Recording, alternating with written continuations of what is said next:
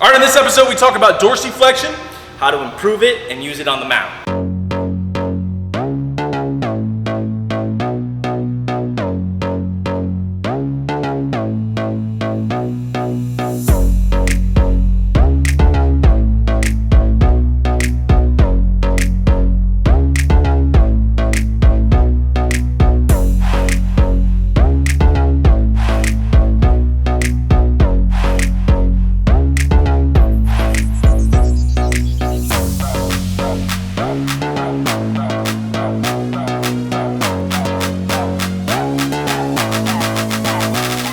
All right, Brent Porcio, Stephen Godani here at the @TopVelocity #PitchingTips Show. Where do you go to Twitter, Facebook, Instagram, and @TopVelocity #PitchingTips. You ask your question, anything on pitching, anything we do here at Top Velocity, we answer it on the show. If you haven't already, help get this out, share it, subscribe, because we've got a lot of great episodes coming. We've had a lot of great episodes in the past. If you haven't gone back and watched all those previous episodes, you got to do that, guys. A lot of great things in there. Special guest David Aardsma. There, he's going to come back as well. We're at LSU shooting some videos. Pretty soon, we're going to the NABCA, the Adult Baseball Coaches Convention in Nashville. We're planning to shoot there. So really subscribe, because we've got a lot of great episodes coming for you, and check the ones in the past, right? So what's the question for today? Espinoza 9P asks, what's the best way to increase dorsiflexion? This is my biggest restriction when trying to get deeper in squats or just in general when Olympic lifting. Yeah, because everybody's different. So we have Steven here. He'll give you his tips. I might steal one of his. I don't know. Maybe he'll have some extra ones. But I like band distraction, right? So I like to start, of course, there's a ton of little static stretching you can do. Dorsiflexion. What's dorsiflexion first? That's the foot, being able to pull the toes up, which is important. Why is it important? Because studies show that the calf activation in some studies has been the highest muscle to activate in the lower half. Also too, we got the adductors that activate high, in some cases higher, but the calf is still one of the most important things. And specifically in the drive leg, that's what's going to generate force off the rubber, which is going to then hopefully can convert and multiply and increase ball speed. So there is a velocity component in dorsiflexion. But if you have poor dorsiflexion, what typically happens is you can't squat and you can't even load and drive. So it is very important. So how would I improve it? Like I said, many ways to do static stretching. I like band distraction, which is taking a band, which we should have gotten, but I'll just try to explain it. You take a band, a body band, which typically are those bands that can take a lot of tension. He's gonna go get the band. All right, those bands can handle a lot of tension. So you're gonna find those at sporting stores, not in the typical tubing. That typically can only handle, I don't know, 30, 40 pounds of force. These body bands can go up to like 100 pounds. If it gets too heavy, it's like, feels like a piano chord down there. You want something a little give, so I'm thinking like 80 pounds, 60 pounds, here we go. All right, these bands, and they're thick bands, right? Okay, I'm sure you've seen them before. Okay, so you hook it up to something. So for example, actually, you know what? You're gonna have to move the camera down. I'll just kind of show what's going on. I'll wrap it around you.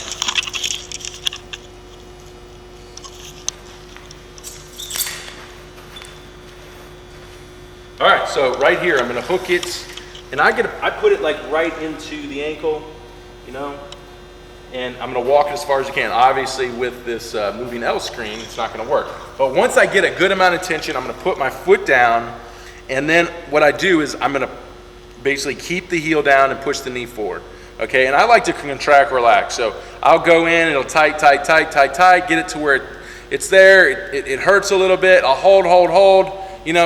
Tell you the truth, it's called stress or release. The longer I can be here, the more it's gonna wanna relax there, but I kinda like to progress into it, because you do have to be careful. You can kinda hurt yourself if you get too aggressive, but I'll do a contract, relax, and each time I'm trying to get a little tighter, okay? And then that usually gets the job done. So you could spend a lot of time there. All right, so you've got the band, the distraction for me, and then the other one is, actually you need to stay back there. The other one is with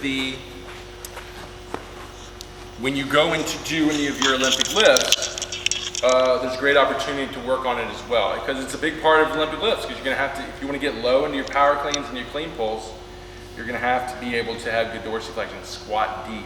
Okay, so you take your bar, okay, you're gonna go down to your front squat position, your squat position. Remember, on your squat position, feet straight, shoulder width, or if you're doing an Olympic lift, you would go hip width actually. And then you're gonna go into torsion, so turn your femurs out, knees go out, okay, and then you're gonna go down in your bottom position. And I like to put the bar on the top of the knee here, okay? And you'll feel it right when you put the weight of the bar on the top of the knee. You're gonna feel all this pressure into your Achilles because you're pushing your knee down. So I like to let it kind of push out, keeping the heel down, and I really feel all the dorsiflexion. I can push it into harder. Probably you don't want to do that because it's already hard enough. I like to even kind of move it around a little bit into that joint position, and then roll it back if it's too much, or pick it up and then roll back out, let it stretch again. Kind of the same thing, contract, relax. And when you do get into that tight, tense position, try to just relax into it and let that tendon elongate, okay? And then you would do the other side as well, putting the bar on the knee, keeping the heel down, okay? And just let it sit there, relax. And you can pick it up, pull it off, and put it back down, okay? And that would be probably my two favorite dorsiflexion exercises. So we'll let Steven kind of give you some of his, if he has any. Did I steal all of yours? No, there's a lot more you can do. Those are two of my faves, but I'll just say with the banded distraction too, if you can get a 45-pound bumper plate and put it out and put your foot on it, kind of like the calf raise stretch, like that helps amplify it, so that's pretty good too. But also with dorsiflexion too, I think it's really important, especially in pitching, like Brent was saying, like getting into your drive. Like if you can't get a low center of gravity, if you are like really upright when you pitch, that's what dorsiflexion I think is huge for, is being able to load into that drive. When looking at like Aroldis Chapman, like I always ask Brent, like how does he even get that low for how big he is? And I think he's probably like is really mobile, but I think he also has just some awesome dorsiflexion that allows him to get really low and move like a little guy. Yeah, so let's just take it to the mound, and we're going to look at dorsiflexion, optimal dorsiflexion on the mound, and how what you're doing in your training is trying to help you in those positions on the mound. All right, so on the rubber, of course, to get into that dorsiflexion, I always talk about you want your heel on the rubber along with your toe in the rubber. So your foot is really flush to the rubber, because look, if my heel is off the rubber here, can you show that? Heel off the rubber. If my heel is off the rubber, I'm already in extension, so it kills that. So really tapping in dorsiflexion on the mound is keeping the heel in the rubber, okay? And then from there, as you load, you can really push your knee forward is really what you're doing, but you don't want to put your weight forward. I still want to keep my weight back while pushing my knees forward, similar to what we do in an Olympic lift. We keep our trunks up, weight back, but we still push our knees forward. And that would be good dorsiflexion. You can see someone like Chapman get a lot of that into his drive, and then that's going to help the drive. Guys who struggle with dorsiflexion, you know you have a dorsiflexion problem when you're flush on the rubber and you go to load and you feel like you don't get into good dorsiflexion until all the way out here where you've lost torsion. It's because you couldn't push the knee forward. But once the knee got away from going into, the shin going into the toe, and it got out here and it lost torsion, then it starts to want to go down because it's collapsing.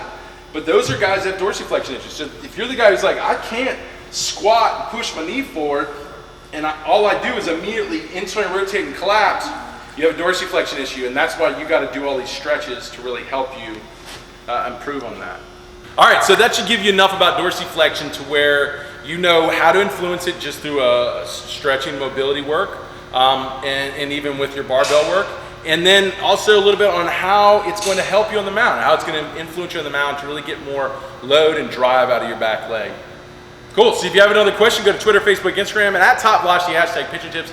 Ask your question, we answer it on the show. If you haven't already, go to topvelocity.net and check out our 3X Pitching Velocity programs. Look at our 3X Velocity camps, come down here and train with us, we love that.